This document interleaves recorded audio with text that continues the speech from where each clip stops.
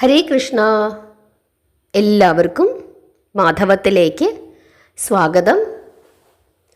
ശ്രീമദ് മഹാഭാഗവതത്തിലെ ഭഗവാന്റെ ജനനവും അദ്ദേഹത്തിൻ്റെ ജാതകർമ്മവും ശൈശവ ലീലകളുമാണ് കഴിഞ്ഞ കുറച്ച് ദിവസങ്ങളായി നമ്മൾ പറഞ്ഞുകൊണ്ടിരുന്നത്. ഇന്ന് നമ്മൾ പറയാൻ പോകുന്ന ആദ്യ ഭാഗം വിശ്വരൂപ പ്രദർശനം. ശ്രദ്ധിച്ചു കേൾക്കണം, അവസാനം വരെ കേട്ട് പ്രാർത്ഥിക്കണം. എന്നും മാധവത്തിൻ്റെ കൂടെ ഉണ്ടാകണം. സബ്സ്ക്രൈബ് ചെയ്യാതെ കാണുന്നവരൊക്കെ സബ്സ്ക്രൈബ് ചെയ്യണം. നിങ്ങളുടെ അഭിപ്രായങ്ങൾ രേഖപ്പെടുത്തണം. ഹരേ കൃഷ്ണ. ഉണ്ണിക്കണ്ണൻ ശൈശവം കഴിഞ്ഞ് ഗോപാല ബാലന്മാരുമായി ലീലകളാടി ഉല്ലസിച്ചു നടക്കുന്ന കാലം. ഒരു ദിവസം ചങ്ങാതിമാരും ഒരുമിച്ച് ഗൃഹത്തിന് പിൻഭാഗത്തുള്ള പുൽത്തകിടിയിൽ കളിച്ചുകൊണ്ടിരിക്കുമ്പോൾ കൂട്ടുകാർ ശേഖരിച്ചൊളിച്ചു വെച്ചിരുന്ന പഴങ്ങൾ പങ്കജലോചനൻ പതുങ്ങിച്ചെന്ന് കണ്ടുപിടിച്ചു മുഴുവനും എടുത്ത് ഭക്ഷിച്ചു. അതുമൂലം ചങ്ങാതിമാർക്ക് വലിയ സങ്കടവും വിഷമവും തോന്നി. അതിനു ശിക്ഷയായി യശോദാമാതാവിനെ കണ്ട് ആ കള്ളന് 2 അടി കുടിപ്പിക്കണമെന്ന് അവർ തീരുമാനിക്കുന്നു. അതിനൊരു കാരണം തേടിക്കൊണ്ടിരിക്കുമ്പോൾ കണ്ണൻ കുറച്ചു മണ്ണ് വാരി വായിലിടുന്നതായി അവർ കണ്ടു. മണ്ണു തിന്നാൽ മാതാപിതാക്കൾ ശാസിക്കാറുണ്ടെന്ന് ആ കുട്ടികൾക്ക് അറിയാമായിരുന്നു. ആയതിനാൽ ഇതുതന്നെ അവസരമെന്നു നിശ്ചയിച്ച് അവരെല്ലാവരും കൂടി യശോദയുടെ അടുക്കൽ ചെന്ന് കൃഷ്ണൻ മണ്ണുവാരി തിന്നു എന്ന് അറിയിക്കുന്നു. ജ്യേഷ്ഠനായ ബലരാമനും അത് നിഷേധിച്ചില്ല. കോപത്തോടുകൂടി മാതാവ് കയ്യിൽ ഒരു വടിയെടുത്തുകൊണ്ട് കൃഷ്ണന്റെ അരികത്തെത്തി അവൻ്റെ 2 പാണി പങ്കജങ്ങളും കൂട്ടിപ്പിടിച്ചുകൊണ്ട് ഗൗരവഭാവത്തോടെ ചോദിച്ചു, സത്യം പറയണം കണ്ണാ, നീ മണ്ണു തിന്നുവോ? ഈ വേണ്ടാതീനം കാണിക്കുവാൻ നിന്നെ ആര് പഠിപ്പിച്ചു? ഇതുകേട്ട് കണ്ണൻ പറഞ്ഞു, അയ്യോ അമ്മേ, ഞാൻ മണ്ണു തിന്നില്ല.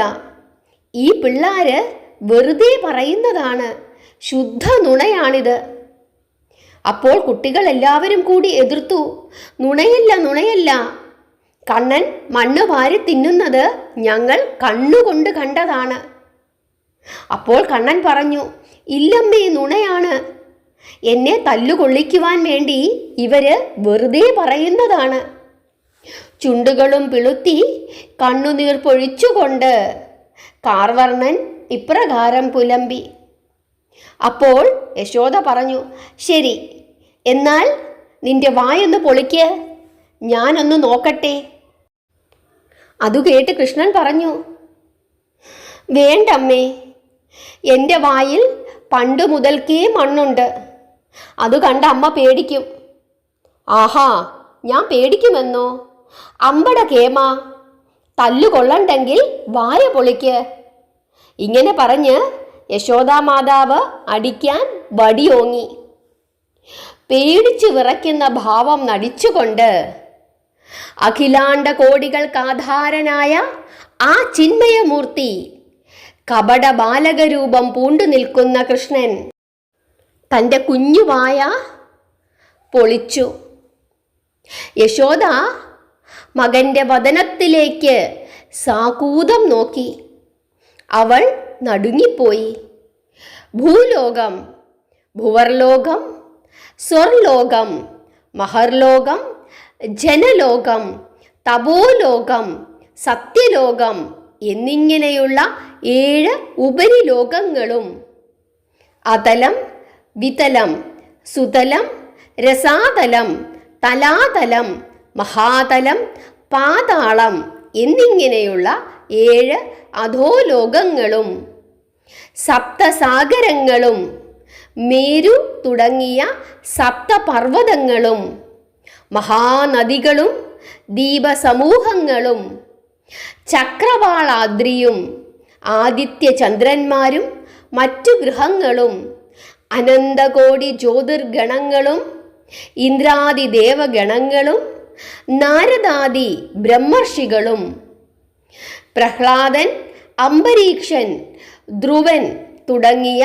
ഭക്തജനങ്ങളും സപ്തർഷികളും ത്രിമൂർത്തികളും ത്രിദേവികളും എന്നു വേണ്ട 14 ലോകങ്ങളിലുമുള്ള സർവ സ്ഥാവര ജംഗമങ്ങളും ആ കൂട്ടത്തിൽ അമ്പാടിയും ഗോപവൃന്ദങ്ങളും ഗോപീ ഗോപന്മാരും നന്ദഗോപരും തൻ്റെ മുമ്പിൽ വായും പൊളിച്ചു നിൽക്കുന്ന കൊച്ചു ഉണ്ണികൃഷ്ണനും വടിയും പിടിച്ചുകൊണ്ട് മകൻ്റെ മുമ്പിലിരിക്കുന്ന തന്നെയും ആ മാതാവ് നീലക്കാർ വർണ്ണൻ്റെ കൊച്ചു വായിൽ ദർശിച്ച് പേടിച്ചു വിറച്ച് സംഭ്രമത്തോടെ മിഴികൾ രണ്ടും മുറുക്കെ അടച്ചു. എൻ്റെ ഉണ്ണിയുടെ വായിൽ ഈ വിധം സമസ്ത ബ്രഹ്മാണ്ട മണ്ഡലങ്ങളും കാണാൻ എന്താണ് കാരണം? ലോകരക്ഷയ്ക്ക് വേണ്ടി സാക്ഷാൽ ശ്രീനാരായണമൂർത്തി എൻ്റെ മകനായി വന്ന് അവതരിച്ചിരിക്കുകയാണോ? കുട്ടിക്കാലം മുതൽക്കേ ഈ അത്ഭുതങ്ങൾ കാണിക്കുന്നത് അതുകൊണ്ടായിരിക്കുമോ? ഇങ്ങനെ ചിന്തിച്ച് രോമാഞ്ചമണിഞ്ഞുകൊണ്ട് ആ ചഞ്ചലഗാത്രി നേത്രങ്ങൾ നിലീമനം ചെയ്തു. അഞ്ജലി കൂപ്പിക്കൊണ്ട് ആ അങ്കനാമണി അപേക്ഷിച്ചു, പൊന്നുമകനെ, നീ ആരാണ്? അജ്ഞാനത്തിൽ കിടന്നുഴലുന്ന അമ്മയ്ക്ക് വിജ്ഞാനം നൽകുവാൻ നീ ഇത്രമാത്രം മായാവിലാസങ്ങൾ കാണിക്കണമോ? എൻ്റെ പൊന്നോമന കൺമണി, വായടയ്ക്ക്, അമ്മയ്ക്ക് ഭയം വർദ്ധിക്കുന്നു.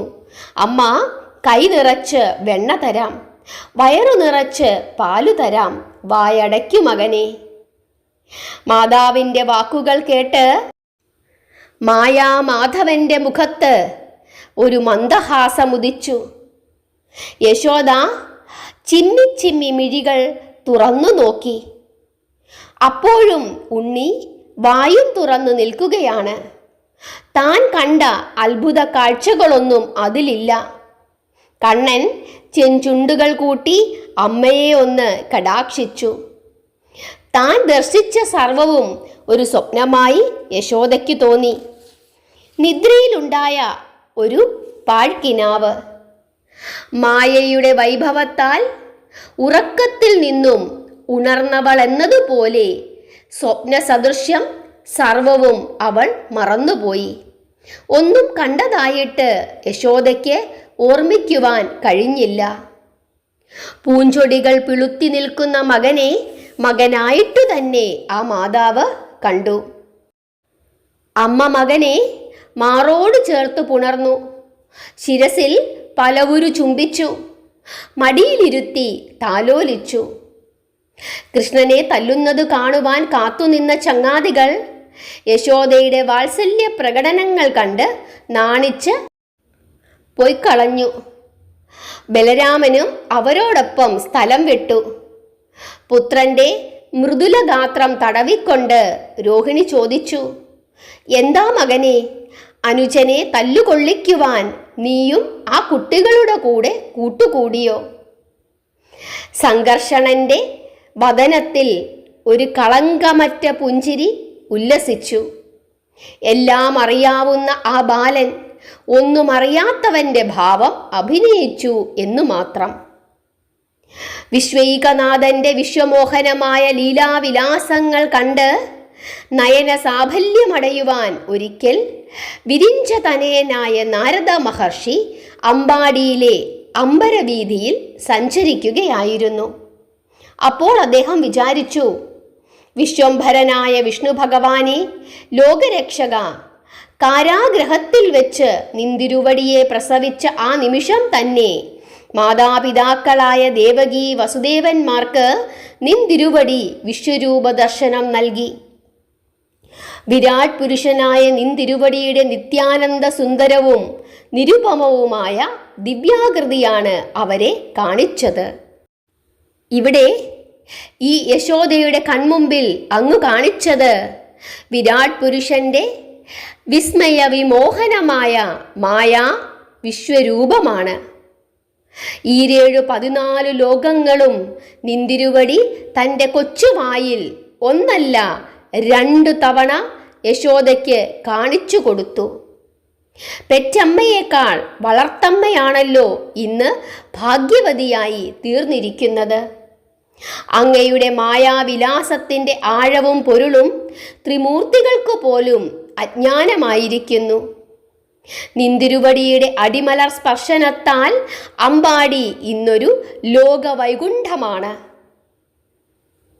നാരദമുനി കണ്ണനാമുണ്ണിയെ കൺകുളിർക്കെ കണ്ട് ആനന്ദിച്ചുകൊണ്ട് ആകാശവീതിയിൽ അപ്രത്യക്ഷനായി. ത്രികാലജ്ഞനായ ശ്രീ നാരദ മഹർഷിക്ക് പോലും കൃഷ്ണമായാരഹസ്യം അറിയുവാൻ കഴിയുന്നില്ല. യശോദാനന്ദനന്മാർക്ക് ഈ വിധമൊരു പുത്രസൗഭാഗ്യം ലഭിക്കുവാൻ എന്താണ് കാരണമെന്ന് പരീക്ഷിത്ത് മഹാരാജാവ് ശ്രീശുകനോട് വീണ്ടും ചോദിച്ചു. അപ്പോൾ ശ്രീശുകൻ പറഞ്ഞു കൊടുക്കുന്നു പരീക്ഷിത്ത് മഹാരാജാവിന് യശോദ നന്ദഗോപന്മാരുടെ പൂർവകഥ. പണ്ട് അഷ്ടവസുക്കളിൽ ദ്രോണൻ എന്ന വസു തൻ്റെ പത്നിയായ ധരയോടുകൂടി അധർമ്മങ്ങളായ ചില പാപകർമ്മങ്ങൾ അനുഷ്ഠിച്ചു. അതിൻ്റെ ഫലമായി ഭൂമിയിൽ ഒരു ജന്മം മനുഷ്യരായി കഴിഞ്ഞുകൂടണമെന്നുള്ള ബ്രഹ്മവിധിക്ക് അവർ വിധേയരായി. അവർ ഭക്തിപൂർവം നാൻമുഖൻ്റെ പാദങ്ങളിൽ വീണ് തങ്ങൾക്ക് മാപ്പരുളണമെന്ന് അപേക്ഷിച്ചപ്പോൾ ബ്രഹ്മദേവൻ ഇപ്രകാരം അരുളി ചെയ്തു: ഭൂമിയിൽ പുണ്യകരമായ പശുപാലനം തൊഴിലായിട്ടുള്ള ഇടയ കുലത്തിൽ ജനിച്ച് നിങ്ങൾ ദമ്പതികളായി ഭവിക്കും. ധർമ്മമാർഗത്തിൽ നിന്നും ഒട്ടും വ്യതിചലിക്കാതെ പരമാനന്ദ സൗഖ്യത്തോടെ ചിരകാലം ജീവിച്ച് തിരിച്ചു പോരുക. ദ്രോണർ പിന്നെയും സങ്കടത്തോടുകൂടി പറഞ്ഞു: ബ്രഹ്മദേവ, എന്നും പന്നകശായിയായ പരമാത്മാ വിഷ്ണു ഭഗവാനെ പൂജിച്ചും പ്രാർത്ഥിച്ചും നിഷ്കളങ്ക ഭക്തിയോടുകൂടി കഴിയുന്ന അടിയങ്ങൾക്ക് ഭൂമിയിൽ ഇടയവർഗത്തിൽ പിറക്കാനിട വന്നാൽ പിന്നെ എന്താണൊരു ഗതി? അപ്പോൾ ബ്രഹ്മദേവൻ പറഞ്ഞു: നിങ്ങൾ സങ്കടപ്പെടേണ്ട. വിഷ്ണു ഭക്തരായ നിങ്ങളെ അന്നും വൈകുണ്ഠപതി വേണ്ടവണ്ണം അനുഗ്രഹിക്കും. പുത്രഭാവത്തിൽ നിങ്ങൾ അദ്ദേഹത്തെ സദാ ധ്യാനിച്ച് പല വ്രതങ്ങളും അനുഷ്ഠിച്ചിട്ടുള്ളതുകൊണ്ട് അടുത്ത ജന്മത്തിൽ പുത്രഭാവത്തിൽ ഒരു ശിശുവായി അദ്ദേഹം നിങ്ങളെ കുറേ കാലം ആനന്ദിപ്പിക്കും. കൂടാതെ പശുപാലനം ശ്രീഹരി പ്രീതിക്ക് വേണ്ടിയിട്ടുള്ള ഒരു സൽക്കർമ്മം കൂടിയാണ്. കമലാസനന്റെ അരുളപ്പാടു കേട്ട് ദ്രോണർ തൊഴുകൈയോടുകൂടി വീണ്ടും അപേക്ഷിച്ചു: വിരിഞ്ചദേവ, അടിയങ്ങളെ അനുഗ്രഹിക്കണം.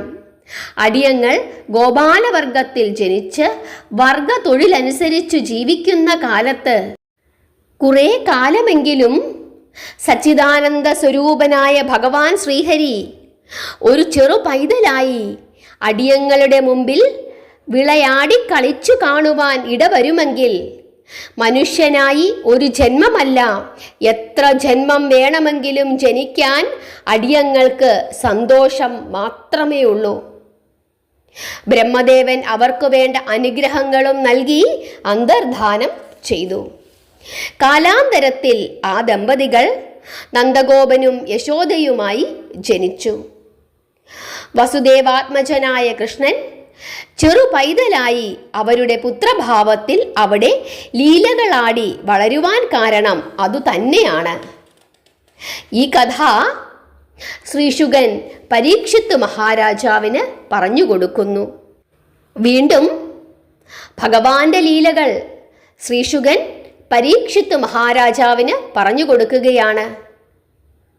ഉലൂഖല ബന്ധനം. ശ്രദ്ധിച്ചു കേട്ടുകൊള്ളുക. കൃഷ്ണന് 4 വയസ്സ് പ്രായമായി.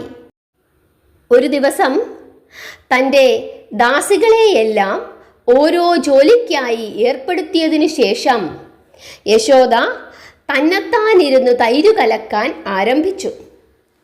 ആ സമയം കളിച്ചുകൊണ്ടിരുന്ന കാറൊളിവർണ്ണൻ ഓടി വന്ന് അമ്മയുടെ മടിയിൽ കയറിയിരുന്ന് മുല കുടിക്കുവാനും തുടങ്ങി. വളരെ ശ്രദ്ധയോടെയാണ് യശോദ തൈര് കടഞ്ഞുകൊണ്ടിരുന്നതെങ്കിലും മനസ്സ് മകനിൽ ലയിച്ചിരുന്നതിനാൽ സ്തനങ്ങളിൽ ധാരാളം പാൽ ചുരത്തി. എന്നിട്ടും മുല കുടിച്ചു കൃഷ്ണന് തൃപ്തിയായില്ല. അപ്പോൾ അടുപ്പത്തിരുന്നു തിളയ്ക്കുന്ന പാല് പതഞ്ഞു പൊങ്ങി കലം കവിഞ്ഞ് താഴെ പതിക്കുന്നത് കണ്ട് യശോദ കൃഷ്ണനെ മടിയിൽ നിന്നും ബലമായി പിടിച്ചു താഴെ ഇറക്കിയിട്ട് പാൽക്കലം ഇറക്കുവാനായി അങ്ങോട്ട് പോയി. മുല കുടിച്ച് തൃപ്തിയാകാത്ത ദേഷ്യത്തിന് ഉണ്ണി ഒരു അമ്മിക്കുഴവിയെടുത്ത് നിറച്ചു വെച്ചിരുന്ന തൈർ കലത്തിന് മുകളിൽ കൊണ്ടുവന്ന് താഴത്തോട്ടിട്ട് അതു മുഴുവനും ഉടച്ചു കളഞ്ഞു. തൈര് മുഴുവനും തറയിൽ വീണ് 4 വശവും പരന്നു. അതിൻ്റെ മുകളിൽ പൊങ്ങിക്കിടന്ന വെണ്ണയും വടിച്ച് കയ്യിൽ വെച്ചു നക്കിക്കൊണ്ട് ഒന്നും അറിയാത്ത മട്ടിൽ കാർവർണ്ണൻ മുറ്റത്തുപോയി. എന്നിട്ട് അവിടെ കിടന്നിരുന്ന ഉരലിൻ്റെ മുകളിൽ കയറിയിരുന്നു. അവിടെ വന്ന മാർജാരങ്ങൾക്കും കുറച്ച് വെണ്ണ വിരലുകൊണ്ട് തോണ്ടി തെറിപ്പിച്ചു കൊടുത്തു. യശോദ പാൽപാത്രമിറക്കി താഴെ വെച്ച് ഇളക്കി പത ശമിപ്പിച്ചതിനു ശേഷം വന്നു നോക്കുമ്പോൾ കണ്ടത് കലം മുഴുവനും തകർന്ന് തൈരു നിലത്ത് പാളി പരന്നു കിടക്കുന്നതാണ്. അത് കണ്ടപ്പോൾ ഉണ്ടായ കോപത്തോടുകൂടി യശോദ മുറ്റത്ത് വന്ന് നോക്കിയപ്പോൾ ഉരലിൻ്റെ മുകളിൽ ഉണ്ണികൃഷ്ണൻ ഒന്നും അറിയാത്തവനെ പോലെ ഇരിക്കുന്നു. കണ്ണൻ്റെ 2 കൈകളും കൂട്ടിപ്പിടിച്ചു വലിച്ചു താഴെ ഇറക്കി ഇനിമേൽ ഇങ്ങനെ ഒരു അക്രമം ചെയ്യരുത് എന്ന് ശാസിച്ചുകൊണ്ട് ഒരു കയറെടുത്ത് കണ്ണനെ ആ ഉരലിനോട് ചേർത്ത് ബന്ധിക്കുവാൻ ഒരുങ്ങി. പാശത്തിന് നീളം പോരാ, മറ്റൊരു കയറും കൂടി എടുത്ത് കൂട്ടിക്കെട്ടി. അപ്പോഴും നീളം പോരാ, പിന്നെയും ഒരു കയറ് കൂടി എടുത്ത് കൂട്ടിക്കെട്ടി. അപ്പോഴും നീളം പോരാ. ദാസികൾ പിന്നെയും പിന്നെയും കയറുകൾ കൊണ്ടുവന്നു കൊടുത്തു. എന്നിട്ടും ഒരിക്കലും നീളം തികയുന്നില്ല. അമ്മയുടെ വിഷമം കണ്ടപ്പോൾ കണ്ണന് കൃപ തോന്നി. അതോടുകൂടി ദാമത്തിന് നീളവും തികഞ്ഞു. തൽക്ഷണം തന്നെ യശോദ പുത്രന്റെ ഉദരത്തിൽ കയറു ചുറ്റി ഉരലിനോട് ചേർത്ത് ബന്ധിച്ചു. നിന്റെ അധിക പ്രസംഗത്തിന് ഇതു തന്നെയാണ് ശിക്ഷ. കുറേ നേരം ഇവിടെ കിടക്കുമ്പോൾ മര്യാദ പഠിക്കും എന്ന് ശാസനാരൂപത്തിൽ പറഞ്ഞുകൊണ്ട് ആ മാതാവ് തൈരു കടയുവാനായി പോയി. അവിടെ കിടക്ക് എന്നാംഗ്യം കാണിച്ചുകൊണ്ട് ഗോപിമാരും പോയി. ഹരേ കൃഷ്ണ. അഖിലാണ്ടകോടി ബ്രഹ്മാണ്ട നായകനായ സച്ചിദാനന്ദ സ്വരൂപനായ നാരായണമൂർത്തിയെ ബന്ധിക്കുവാൻ ആർക്കാണ് സാധിക്കുക? അതിനുള്ള ഭാഗ്യവും ശ്രീഹരി തൻ്റെ പോറ്റമ്മയ്ക്ക് നൽകിയിരിക്കുന്നു. എല്ലാവരും പോയ ഉടനെ ഉരൽക്കുഴിയിൽ അമ്മ കാണാതെ ഒളിച്ചു വെച്ചിരുന്ന വെണ്ണയെടുത്തു തിന്നിട്ട് കുറേ നേരം അവിടെ വെറുതെ ഇരുന്നു. കൃഷ്ണനോടാർക്കും വാത്സല്യമില്ലാഞ്ഞിട്ടല്ല, എങ്കിലും കുസൃതിക്കുട്ടനായ അവനെ ഇങ്ങനെ കെട്ടിയിട്ടത് എല്ലാവർക്കും കൗതുകമായി തോന്നി. ഉരലും ഉണ്ണിയും മാത്രം അവിടെയായി. ചെന്താമര നയനങ്ങൾ തിരിച്ച് അങ്ങുമിങ്ങും നോക്കി ആരുമില്ലെന്നറിഞ്ഞ് ഉണ്ണി ഉലൂഖലവും വലിച്ചിഴച്ചുകൊണ്ട് പതുക്കെ പതുക്കെ നടന്നു. അഷ്ടദിക്പാലകനും ധനപുഷ്ടിയാൽ കുബേരനുമായ വൈശ്രവണന്റെ പുത്രന്മാരാണ് നളകുബേരനും മണിഗ്രീവനും. തങ്ങൾ ധനപതിയുടെ നന്ദനന്മാർ, ശ്രേഷ്ഠന്മാർ, സുന്ദരന്മാർ, എന്തും ചെയ്യാൻ കഴിവുള്ളവർ, ആരാലും പൂജിക്കപ്പെടുന്നവർ എന്നിങ്ങനെയുള്ള അഹങ്കാരത്തോടുകൂടി അവർ ഒരിക്കൽ മദ്യപാനം ചെയ്ത് മതോന്മത്തരായി കുറെ സുന്ദരികളായ ദേവനാരികളും ഒരുമിച്ച് പാവന മന്ദാകിനിയായ ഗംഗയുടെ തീരത്ത് ഭഗവാൻ പരമശിവൻ പള്ളികൊള്ളുന്ന കൈലാസ പുണ്യശൈലത്തിനടുത്ത് ഒരു രമണീയ വനസ്ഥലികയിൽ വന്ന് പലവിധ രതിലീലകളാടി രമിച്ചാനന്ദിച്ചു. വസ്ത്രങ്ങൾ അഴിച്ചു കരയിൽ വെച്ച് പൂർണ്ണ നഗ്നരായി അവർ ഗംഗയിലിറങ്ങി. കൊമ്പനാനകൾ പിടിയാനകളെ പരിരംഭണം ചെയ്ത് മതിച്ചിളകി മറിഞ്ഞ് മദനക്രീഡകൾ നടത്തുന്നത് പോലെ ദേവാസുര മനുഷ്യജാതികൾക്കാർക്കും യോജിക്കാത്ത വിധത്തിലുള്ള ഭ്രാന്തമായ ശൃംഗാര ചേഷ്ടകൾ കാട്ടി പുളച്ചു രസിച്ച് അവർ ആഘോഷിക്കുവാൻ തുടങ്ങി. ആ സമയം നാരദമുനി മൃത്യുഞ്ജയ ദർശനത്തിനു വേണ്ടി കൈലാസത്തിൽ ആഗമിച്ചു. കൈകാലുകളും മുഖവും കഴുകുന്നതിനു വേണ്ടി അദ്ദേഹം മന്ദാകിനി തടത്തിൽ ചെന്നപ്പോൾ കണ്ട കാഴ്ച മുനീശ്വരനെ അത്യന്തം കോപാകുലനാക്കി തീർത്തു. നഗ്നരായി പുണ്യഗംഗയിൽ സ്നാനം ചെയ്യുന്നതു തന്നെ പാപകരം. അതിലും വിശേഷിച്ച് നഗ്നരായി ഗംഗയിൽ രതിക്രീഡയാടി വിഹരിക്കുന്നത് അതിലേറെ പാപകരം. മദ്യമതം കൊണ്ട് ധർമ്മവും മനുഷ്യത്വവും മറന്ന് ബോധമില്ലാത്തവരെ പോലെ പെരുമാറിയ നിങ്ങൾ ബുദ്ധിയും ബോധവും ചേതനയുമില്ലാത്ത മരങ്ങളായി തീരട്ടെ എന്ന് അദ്ദേഹം അവരെ ശപിച്ചു. കാമകേളി നടത്തിക്കൊണ്ടിരുന്ന കാമിനികൾ നാരദനെ കണ്ട് ഭയപ്പെട്ട് കരയ്ക്കു കയറി പല വഴികളിലും കൂടി ഓടി എവിടെയൊക്കെയോ മറഞ്ഞു. മുനിശാപം ഏറ്റതോടുകൂടി കുബേരപുത്രന്മാർക്ക് ബോധം തെളിഞ്ഞു.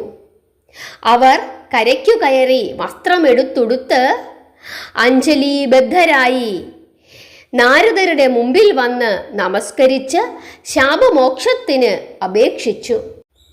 ദ്വാപരയുഗത്തിൻ്റെ അന്ത്യകാലഘട്ടത്തിനടുത്ത് ഭഗവാൻ ശ്രീഹരി വാസുദേവാത്മജനായി ശ്രീകൃഷ്ണ നാമധേയത്തിൽ അമ്പാടിയിൽ യശോദ എന്ന ഗോപവനിതയുടെ വളർത്തുപുത്രനായി വളരും. അന്ന് ശിശുരൂപത്തിൽ ഭഗവാൻ നിങ്ങളെ മറിച്ചിട്ട് ശാപമോക്ഷം അരുളും. അതുവരെ നിങ്ങൾ അമ്പാടിയിൽ മരുതുമരങ്ങളായി നിലകൊള്ളുക. ഇപ്രകാരം അനുഗ്രഹിച്ച് വീണാധരൻ വിഹായസിൽ മറഞ്ഞു. ശാപഗ്രസ്തരായി തീർന്ന യക്ഷന്മാർ പെട്ടെന്നു തന്നെ മരുതുമരങ്ങളായി അമ്പാടിയിൽ വളരാൻ തുടങ്ങി. അനവധി കാലം കൊണ്ട് അവ രണ്ടും ചെറുമരങ്ങളായി രൂപം പ്രാപിച്ചു. രണ്ട് വൃക്ഷങ്ങളും ഒരാൾക്ക് ഇടയിൽ കൂടി കടന്നു പോകാൻ പാടില്ലാത്ത വിധം അത്രയ്ക്ക് അടുത്തടുത്താണ് നിന്നിരുന്നത്.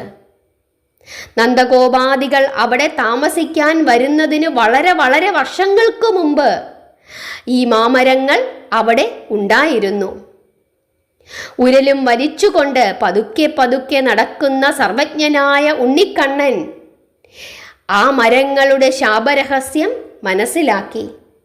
ഇനി അവർക്ക് ശാപമോചനം നൽകേണ്ട അവസരം വന്നിരിക്കുന്നു എന്ന് തിരുവുള്ളത്തിൽ നനച്ച് മന്ദം മന്ദം മരതകവർണ്ണൻ ഉരലും വലിച്ചുകൊണ്ട് ആ മരുതുമരങ്ങളുടെ ഇടയിൽ കൂടി അപ്പുറത്തേക്ക് ഞെങ്ങി ഞെരുങ്ങി കടന്നു. ഉരലിന് കടക്കുവാനുള്ള ഇടം ഇല്ലാതിരുന്നതിനാൽ ഉരൽ മരത്തിന് വിലങ്ങനെ നിന്നു.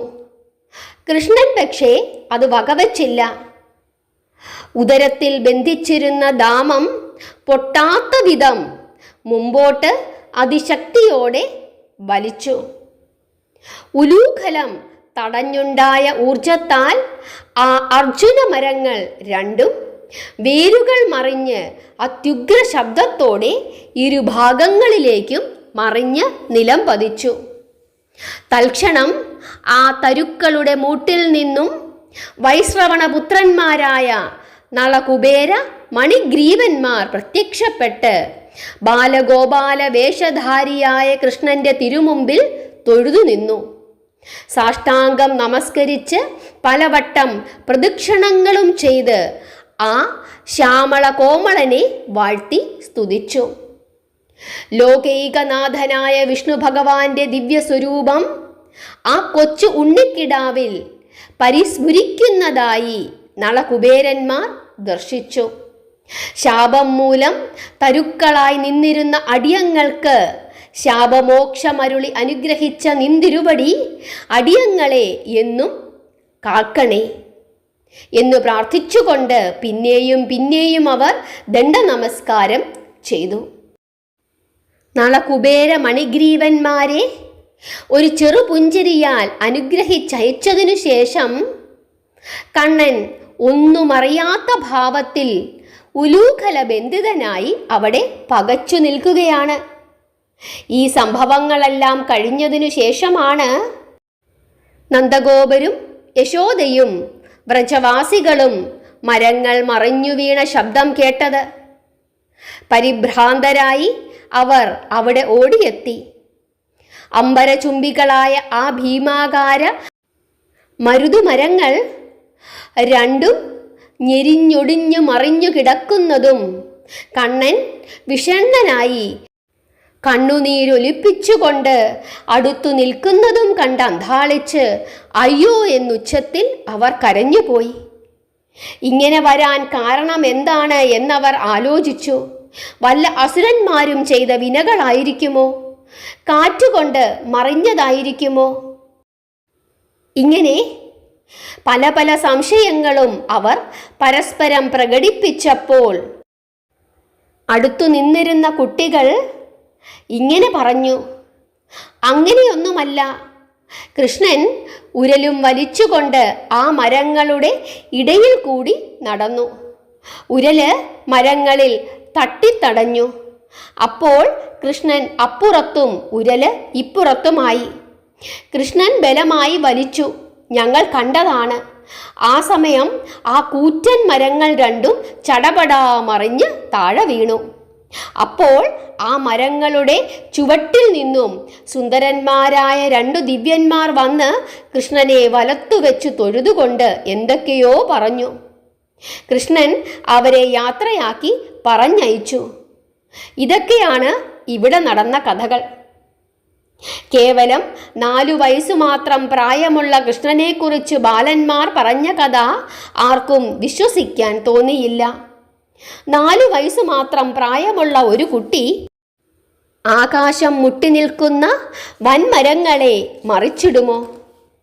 അവനെ തൊഴുതു വന്ദിക്കുവാൻ 2 ദിവ്യന്മാർ വന്നുപോലും. എന്തെല്ലാം കള്ളങ്ങളാണ് ഈ പിള്ളാര് പറഞ്ഞുണ്ടാക്കുന്നത് എന്ന് ആളുകൾ പുച്ഛിച്ചു.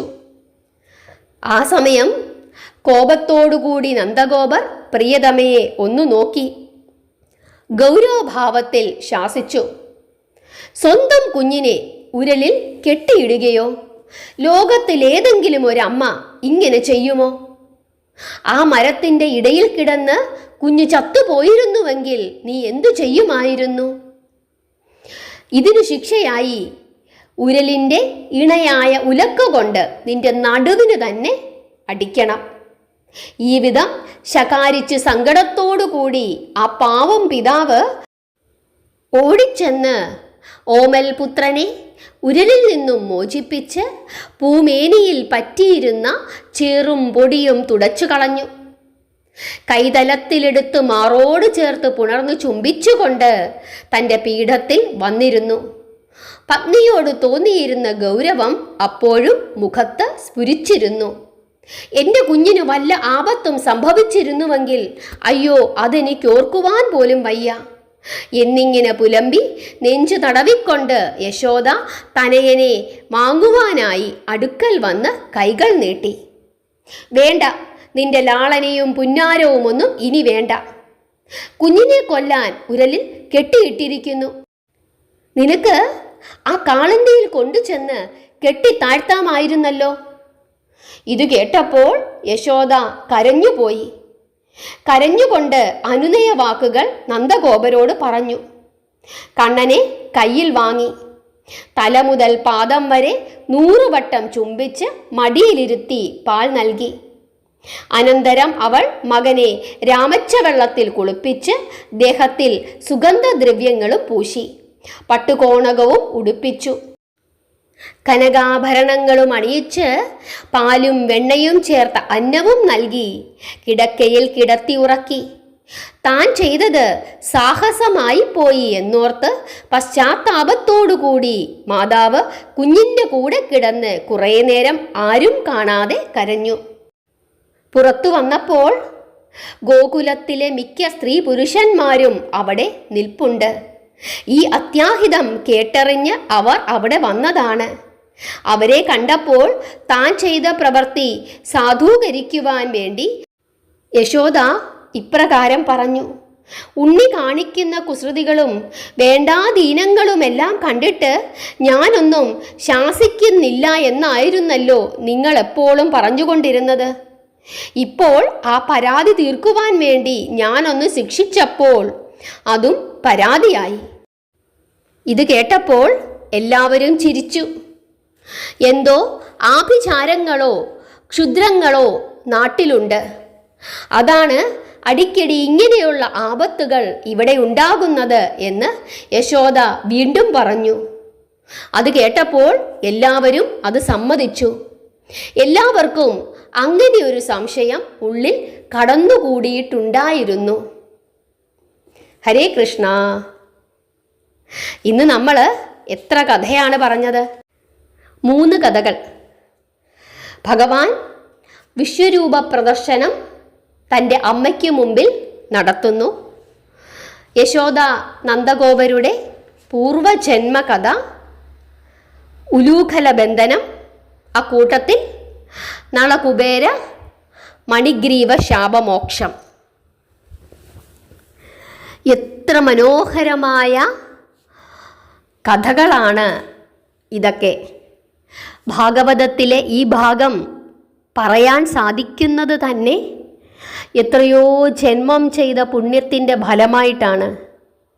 അത് കേൾക്കാൻ സാധിക്കുന്നതോ അതിലേറെ പുണ്യം. എല്ലാവർക്കുമൊന്നും ഇതിന് സാധിക്കുകയില്ല. നമ്മൾ എപ്പോഴും പറയും, ഒരു ക്ഷേത്രത്തിലേക്ക് നമ്മൾ എത്തണമെങ്കിൽ ഭഗവാന്റെ ഒരു നിശ്ചയം കൂടി വേണമെന്ന്. എങ്കിൽ മാത്രമേ ആ ക്ഷേത്രത്തിലേക്ക് നമ്മൾ എത്തുകയുള്ളൂ. അതുപോലെ തന്നെയാണ് ഇതൊക്കെ.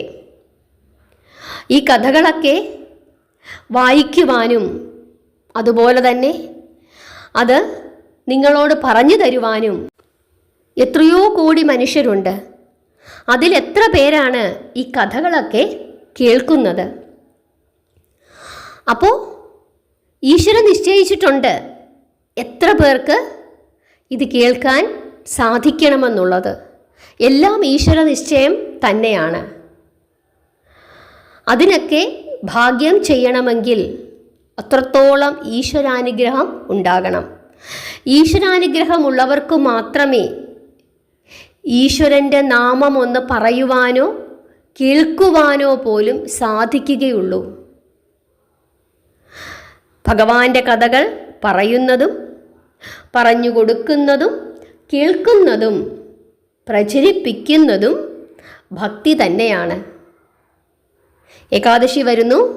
എല്ലാവരും സന്തോഷത്തോടുകൂടി പ്രാർത്ഥനയോടുകൂടി ഏകാദശി എടുത്ത് പ്രാർത്ഥിക്കുക. ഉൽപ്പന്ന ഏകാദശി, കേരളത്തിലത് തൃപ്രയാർ ഏകാദശി. ഹരേ കൃഷ്ണ.